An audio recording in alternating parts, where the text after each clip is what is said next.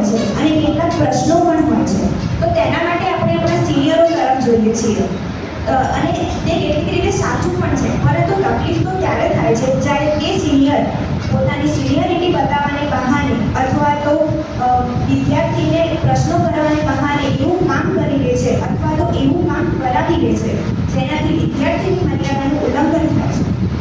2001માં UGC એટલે કે university grant commission દ્વારા આપેલ માહિતીમાં જણાવ્યું હતું કે 40% વિદ્યાર્થીઓનું કોલેજમાં રેગિંગ થાય છે, જેમાંથી ફક્ત 8.6% વિદ્યાર્થીઓ જ તેના વિરુદ્ધ અવાજ ઉઠાવી શકે છે. આમાંથી ખાસ કરીને આપણા દેશમાં મેડિકલ લાઇન, એન્જિનિયરિંગ અને પ્રોફેશનલ કોલેજના વિદ્યાર્થીઓનો સમાવેશ થાય છે. 2001માં બહાર પડેલા યુજીસીના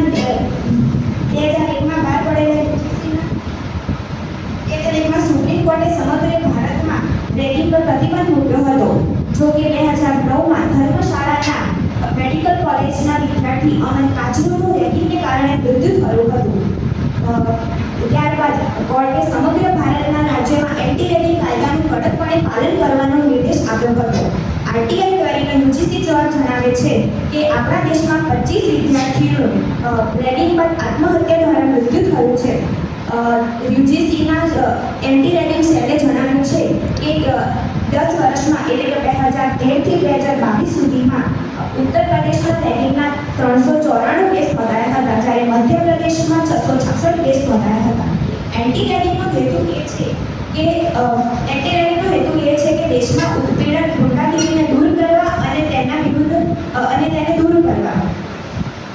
આપણા દેશમાં અમુક રાજ્યોમાં એન્ટી રેગિંગના તેમના ખુદના કાયદાઓ છે, જેમ કે આંધ્રપ્રદેશ, તમિલનાડુ, ઉત્તર પ્રદેશ, કેરલા, ત્રિપુરા, વેસ્ટ બેંગોલ, ગોવા વગેરે.